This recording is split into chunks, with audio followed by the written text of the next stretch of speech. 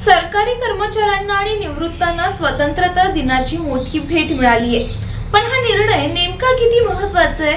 महागाईच्या या काळात 2% महागाई भत्ता वाढणं यामुळे तुमच्या खिशात किती पैसे येणार आणि राज्य सरकारने हा निर्णय आत्ताच का घेतला?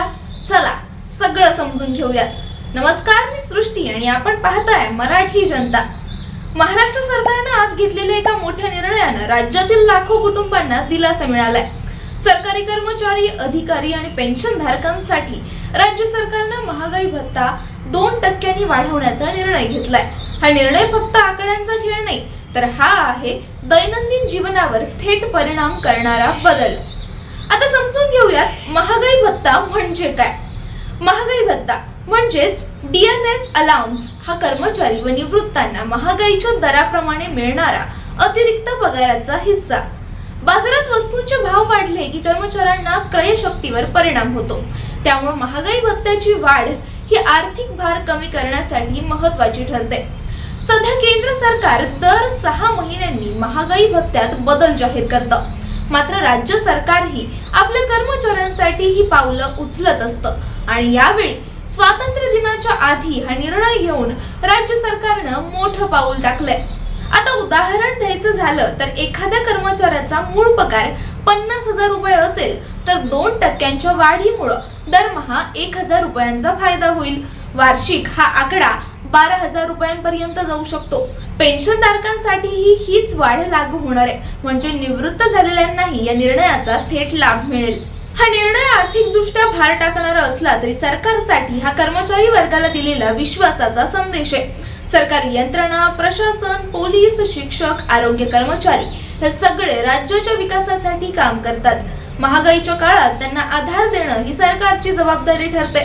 आगामी महिन्यात स्थानिक स्वराज्य संस्था निवडणुका, विधानसभा निवडणुका अशा मोठ्या राजकीय घडामोडी आहेत, त्यामुळे हा निर्णय राजकीय दृष्ट्याही महत्त्वाचा मानला जातोय।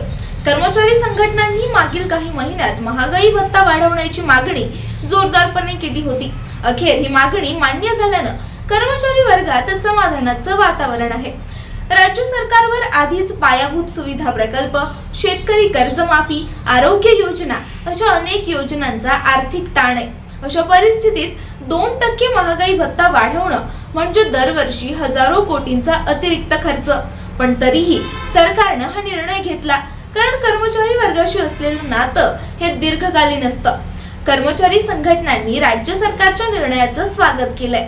महाराष्ट्र राज्य कर्मचारी महासंघाचे पदाधिकारी म्हणाले, ही वाढ आम्हाला दिलासा देणारी आहे, मात्र आगामी काळात आणखी आर्थिक सुधारणा अपेक्षित आहेत।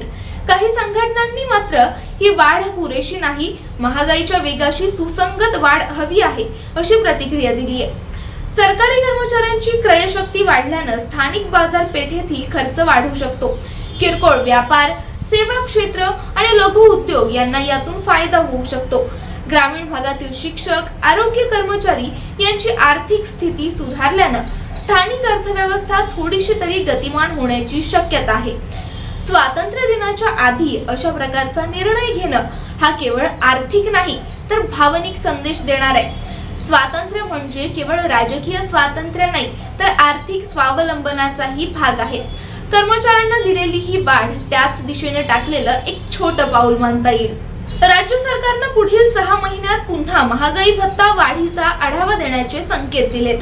जर महागाईचा दर वाढत राहिला तर पुढील टप्प्यात आणखी वाढ होण्याची शक्यता नाकारता येत नाही।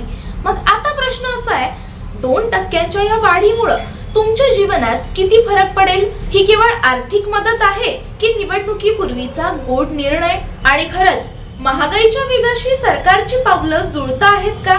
आता यावर तुम्हाला काय वाटतं? तुमचं मत कमेंट बॉक्स मध्ये लिहायला अजिबात विसरू नका आणि व्हिडिओ आवडला असेल तर मराठी जनताला सबस्क्राइब करायला विसरू नका।